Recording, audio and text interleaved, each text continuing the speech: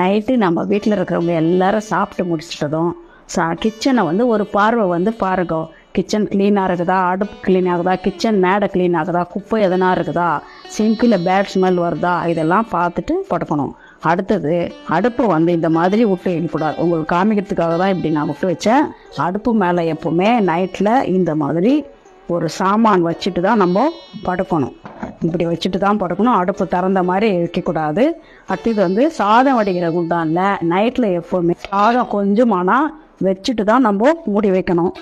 அப்படியே அந்த சாதம் வடிக்கிற குண்டானை தொடச்சி வச்சோம்னா வீடு தொடச்சிக்கின்னு போயிடும். இறைவன் வந்து நைட்டில் தான் வந்து கிச்சனில் வருவார். அப்படி திறந்து பார்க்கும்போது அந்த சாதத்தில் ஒன்றுமே இல்லைன்னா நம்ம வீடு தொடச்சின்னு போயிடும். அவர் வந்து ஒரு சாதம் எடுத்து ஒரு கைப்பிடி அளவுக்கு நம்ம வாயில் போட்டாருனாவே நம்ம பெரிய கோட்டீஸ்வரன் ஆகிடும். கிச்சனில் இதெல்லாம் கரெக்டாக பண்ணோம்னா தானியத்துக்கு அன்னத்துக்கு நம்மளுக்கு எந்த குறையும் இருக்காது.